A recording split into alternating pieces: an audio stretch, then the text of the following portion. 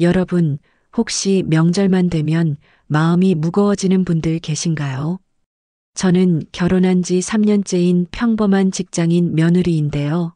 매번 명절이 다가오면 정말 복잡한 감정이 들어요. 회사에서도 명절 전에는 업무량이 2배로 늘어나거든요. 그런데 집에 가면 또 다른 일이 기다리고 있죠. 그날도 그랬어요.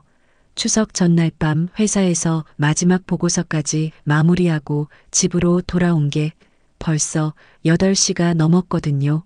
평소라면 간단히 저녁 먹고 쉬었을 텐데 명절 준비가 기다리고 있더라고요. 현관문을 열자마자 시어머님이 말씀하시는 게 아직 장도 안 봤냐고 하시면서 내일 새벽부터 음식해야 하는데 어쩌냐고 하시는 거예요. 정말 피곤했지만 어쩔 수 없잖아요. 가방도 제대로 내려놓지 못하고 바로 마트로 향했어요. 명절이라 그런지 마트는 사람들로 북적거리고 장 보는 것만 2시간이 걸렸거든요. 집에 돌아와서는 밤늦게까지 재료 손질하고 미리 할 수 있는 건 준비해둬야 했어요. 그런데 그때 시어머님이 말씀하시는 게 우리 때는 이보다 더 많이 했다고 시집 첫 해에는 밤새워서 준비했다고 하시더라고요. 물론 웃으면서 말씀하셨지만 그 말이 제 마음을 묘하게 누르는 느낌이었어요. 아, 이렇게 해도 부족하구나. 더 열심히 해야 하는구나 하는 생각이 들면서 한편으로는 답답함도 올라오더라고요. 남편은 거실에서 텔레비전 보면서 친구들과 카톡하고 있고 저는 부엌에서 혼자 내일 일정을 머릿속으로 계산해 보고 있었어요. 새벽 5시에 일어나서 전 부치고 나물 무치고 국 끓이고 정말 생각만 해도 벌써 허리가 아프더라고요. 그래도 가족을 위한 일이니까 며느리의 도리니까 하면서 마음을 다잡았어요. 하지만 솔직히 말씀드리면 그때 제 마음속에는 작은 서운함이 자리 잡고 있었어요. 왜 명절 준비는 당연히 며느리 몫이어야 할까요?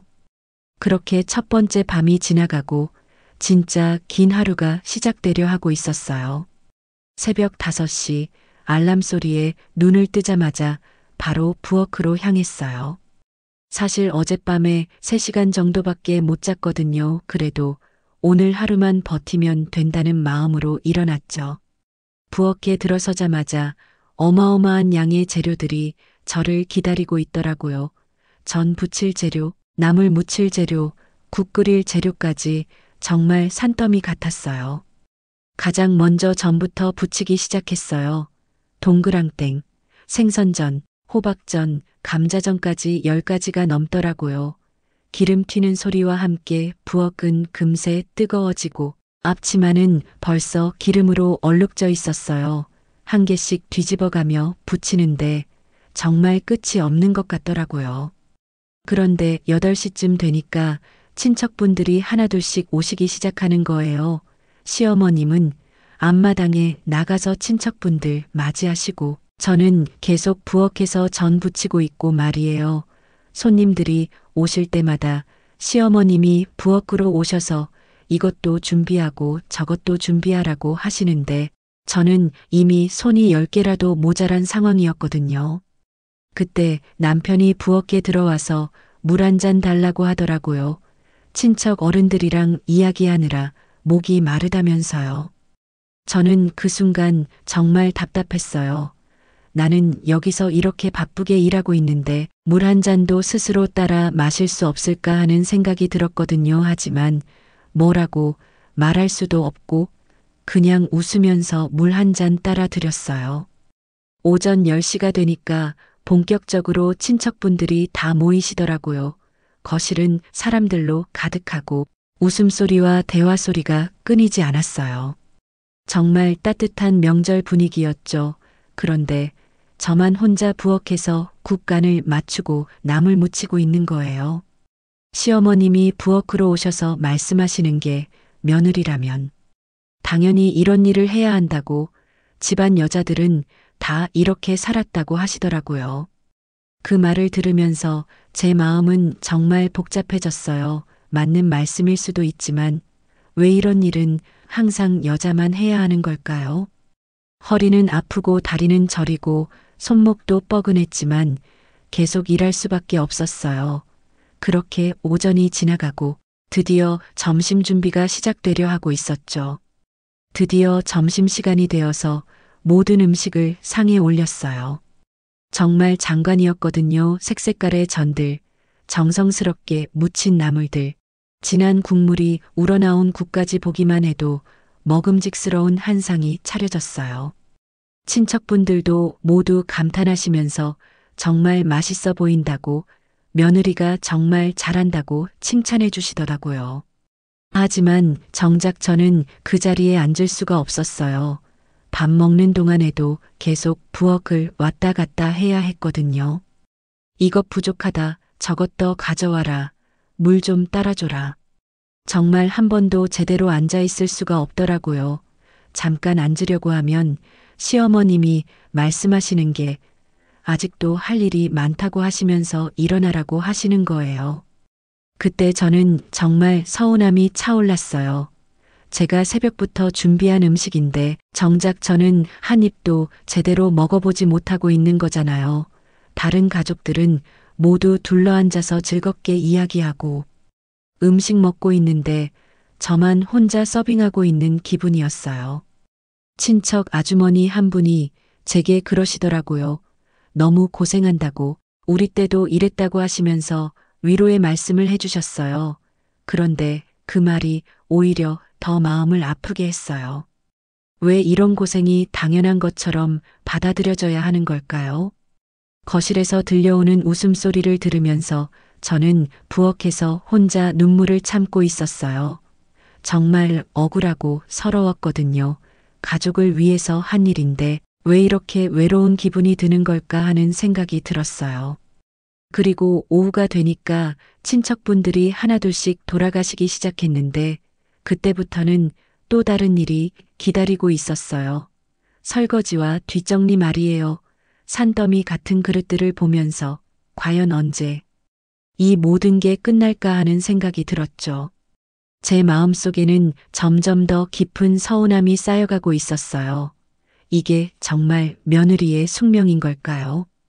밤이 되어서야 모든 설거지와 뒷정리가 끝났어요. 친척분들이 다 돌아가시고 나니까 집안이 정말 조용해졌거든요. 거실 정리하고, 그릇 닦고, 남은 음식 정리하고, 정말 마지막까지 제 손이 가지 않은 곳이 없었어요. 시계를 보니까 벌써 밤 11시가 넘어 있더라고요. 새벽 5시부터 시작해서 18시간을 계속 일한 거였어요. 마지막 그릇을 닦고 나서 저는 정말 주저앉았어요. 다리에 힘이 하나도 없고 손목은 뻐근하고 허리는 끊어질 것 같았거든요. 그때 시어머님이 부엌으로 오셔서 말씀하시는 게 고생했다고 한마디 하시고는 그냥 방으로 들어가시더라고요. 그 순간 제 가슴이 정말 답답했어요. 고생했다는 한마디로. 이 모든 게 정리되는 건가 하는 생각이 들었거든요. 물론 시어머님도 나이가 드셔서 많이 힘드시겠지만 저도 사람인데 이렇게 당연하게 여겨지는 게 맞는 건가 싶었어요. 남편도 거실에서 텔레비전 보면서 피곤하다고 하더라고요. 친척분들 상대하느라 힘들었다면서요. 저는 그 말을 들으면서 정말 허탈했어요. 나는 이렇게 하루 종일 일했는데 그것도 피곤함인 거구나 하는 생각이 들었거든요. 부엌 바닥에 주저앉아서 손목을 붙잡고 있는데 정말 눈물이 나올 것 같았어요. 명절이 끝난다는 안도감도 있었지만 그 안도감마저 씁쓸하게 느껴졌거든요. 가족을 위한 일이 이렇게 힘들고 외로운 일이어야 하는 건가요? 그때 제 마음속에 떠오른 생각은 나는 왜 늘 이렇게 당연한 사람이 되어야 할까 하는 거였어요. 며느리라는 이름으로, 가족이라는 이름으로. 제 고생은 항상 당연한 것이 되어버리는 것 같았거든요. 그렇게 첫 번째 명절이 끝났고 저는 마음속에 깊은 상처를 안고 잠자리에 들었어요. 과연 다음 명절은 어떨까 하는 걱정과 함께 말이에요. 하지만 그때는 몰랐어요. 다음 명절에 뜻밖의 변화가 기다리고 있을 거라는 걸요. 몇 달이 지나고 다시 명절이 다가왔어요. 이번에는 설날이었는데 솔직히 말하면 마음이 정말 무거웠어요. 지난 추석의 기억 때문에 명절이 다가올수록 우울해지더라고요. 또 그런 하루를 보내야 한다는 생각에 잠도 잘 안 오고 식욕도 없었거든요. 설날 전날 밤도 마찬가지로 늦게까지 준비하고 새벽 5시 알람을 맞춰놓고 잠자리에 들었어요. 이번에도 긴 하루가 시작되겠구나. 또 혼자 부엌에서 하루 종일 일해야 하겠구나 하면서 마음을 단단히 먹었죠. 그런데 새벽 5시에 눈을 뜨는데 부엌에서 뭔가 소리가 나는 거예요. 처음에는 꿈인가 했거든요. 그런데 분명히 부엌에서 뭔가 달그락거리는 소리가 들리더라고요. 혹시 도둑인가 하는 생각도 들고 정말 이상했어요. 조용히 일어나서 부엌 쪽으로 가보니까 정말 믿을 수 없는 광경이 펼쳐져 있었어요. 시어머님이 이미 앞치마를 두르고 전을 부치고 계신 거예요. 새벽 4시부터 일어나셔서 시장도 다녀오시고 벌써 반찬 준비까지 하고 계셨더라고요. 저는 정말 깜짝 놀라서 문 뒤에서 한참 동안 바라봤어요. 시어머님의 손놀림이 정말 능숙하셨거든요. 50년 넘게 이런 일을 해오신 분이구나 하는 생각이 들면서 왜 갑자기 이렇게 하고 계시는 건지 궁금했어요. 시어머님은 이마에 땀을 흘리면서도 정성스럽게 전을 뒤집고 계셨어요. 그 모습이 어쩐지 지난번 제 모습과 겹쳐 보이더라고요. 아, 시어머님도 젊었을 때는 저처럼 힘들어 하셨을 수도 있겠구나 하는 생각이 들었어요. 그때 시어머님이 저를 발견하시고 말씀하시는 게 일어났냐고 오늘은 좀 쉬라고 하시더라고요. 어제 회사에서 늦게 들어온 것도 보셨고 요즘 너무 힘들어 보인다고 하시면서 오늘은 당신이 다 하겠다고 하시는 거예요. 저는 그 순간 정말 눈물이 날 뻔했어요. 시어머님이 제 마음을 알고 계셨던 건가요? 그동안 제가 얼마나 힘들어했는지, 얼마나 서러워했는지를 말이에요. 시어머님의 그 따뜻한 마음을 느끼면서 저도 옆에서 함께 도와드리기 시작했어요. 이번에는 혼자가 아니라 함께였거든요. 그렇게 뜻밖의 새벽이 시작되었고 이날의 명절은 정말 다를 거라는 예감이 들었어요. 드디어 설날 아침이 되어서 모든 음식 준비가 끝났어요. 이번에는 정말 달랐거든요. 시어머님과 함께 준비하니까 일도 훨씬 빨리 끝났고 무엇보다 혼자가 아니라는 느낌이 정말 좋았어요. 중간중간 시어머님이 옛날 이야기도 해주시고 요리 비법도 알려주시면서 시간이 어떻게 지나갔는지 모를 정도였어요. 친척분들이 오시기 시작했을 때도 이번에는 달랐어요. 시어머님이 먼저 나서서 며느리는 좀 쉬라고 오늘은 당신이 다 하겠다고 하시더라고요. 친척분들도 깜짝 놀라시면서 어머님이 왜 이러시냐고 하셨는데 시어머님은 며느리도 사람인데 맨날 고생만 시킬 수는 없다고 말씀하시는 거예요. 그 말을 들으면서 제 눈에 눈물이 고였어요. 정말 감사했거든요. 시어머님이 제 마음을 이렇게까지 헤아려 주시는구나 하는 생각에 가슴이 벅찼어요. 그리고 드디어 밥상에 앉았어요. 정말 오랜만에 가족들과 나란히 앉아서 음식을 먹는 거였거든요. 시어머님이 직접 반찬을 제 그릇에 놓아주시면서 많이 먹으라고 하시는데 그 순간 정말 눈물이 쏟아질 것 같았어요. 오늘은 내가 쉬어도 된다 시어머님의 그 짧은 한마디에 지난번의 모든 서운함이 스르르 녹아내리는 느낌이었어요. 아, 시어머님도 제 마음을 알고 계셨구나. 그동안 미안하게 생각하고 계셨구나 하는 걸 알 수 있었거든요.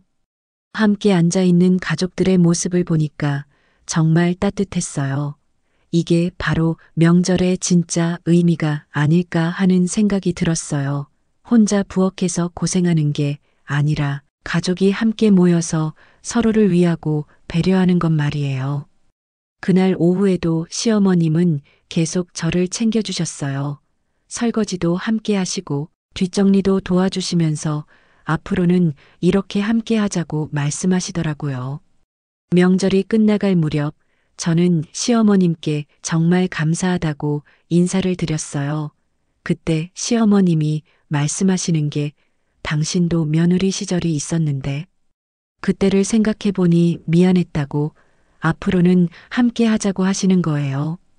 그렇게 두 번째 명절은 정말 따뜻하게 끝났어요. 명절 밥상 위에는 맛있는 음식뿐만 아니라 조금 늦게 찾아온 따뜻한 이해와 위로가 함께 놓여 있었던 것 같아요. 그리고 저는 알게 되었어요. 진짜 가족이 되어 간다는 게 이런 거구나 하는 걸 말이에요. 이야기는 여기까지입니다. 여러분들의 생각을 댓글로 남겨주세요. 영상이 마음에 드셨다면 구독과 좋아요 버튼 꼭 눌러주세요. 알림 설정까지 해두시면 더 많은 인생 이야기와 따뜻한 지혜를 가장 먼저 만나보실 수 있습니다. 여러분의 하루가 조금 더 편안하고 한 해가 더 행복해지는 그날까지 마음튜브였습니다. 오늘도 함께 해주셔서 감사합니다.